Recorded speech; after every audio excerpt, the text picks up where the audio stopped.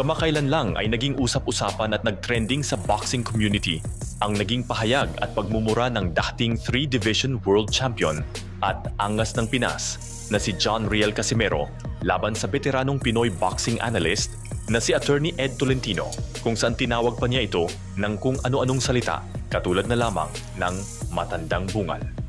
Nagsimula ito matapos hindi magustuhan ni Casimero ang ilang komentong binitiwan ni Tolentino tungkol sa kanya bago ang laban niya kontra kay Luis Neri, kung saan sinabi nito na wala raw game plan ang coach nito na si Jason, kahit leche plan man lang daw ay wala talaga.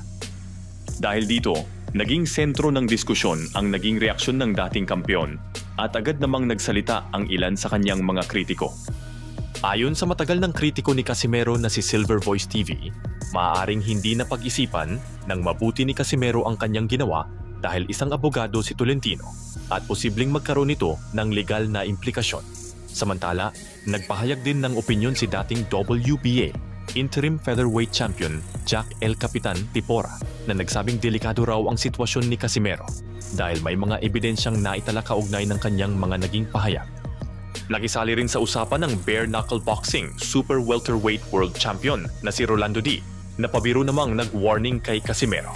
Ayon sa kanya, dapat daw itong mag-ingat dahil abogado si Tolentino at baka umano makasuhan ito kabilang na ang posibleng cyber libel.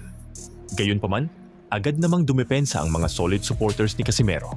Para sa kanila, wala umanong dapat ikabahala ang dating world champion dahil kaya naman daw nitong kumuha ng abogado na dedepensa sa kanya kung kinakailangan.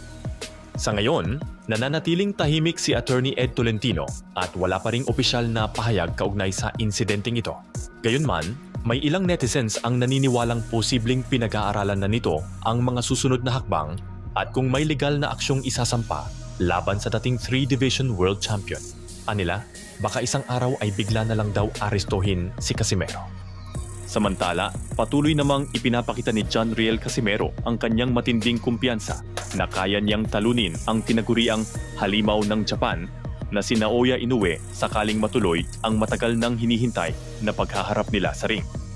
Sa loob ng 6 na taon, hindi pa rin isinusuko ni Casimero ang kanyang hangaring makalaban ang kasalukuyang pound-for-pound king ng boxing. Dahil dito, nananatiling buhay ang interes ng mga tagahanga sa posibilidad ng naturang super fight. Sa isang live broadcast kamakailan lang sa opisyal na Facebook account ni Casimero, nagbahagi ng pahayag ang kanyang kapatid at trainer na si Coach Jason tungkol sa posibleng laban kontra kay Inoue. Sa kanyang biro, sinabi niyang malaki umano ang magiging kabayaran ng ama ni Inoue na si Shingo Inoue kapag natalo ang anak nito kay tata. Ayon kay Coach Jason, maaaring hindi umano kayanin ni Inoue ang magiging epekto ng pagkatalo at mabigat na depression.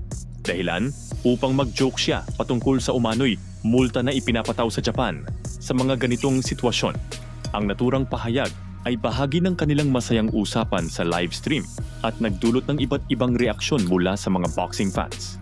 Sa kabila ng mga birong ito, malinaw na ipinapakita ng kampo ni Casimero na nananatili ang kanilang kumpiyansa at paniniwala na tatalunin ng angas ng Pinas ang halimaw ng Japan sa paraang mapapahiya ito sa kanyang kababayan at tuluyan ng madidepress dahil sa masaklap na sasapitin ng kanyang boxing career sa mapangwasak na kamao ng Pinoy.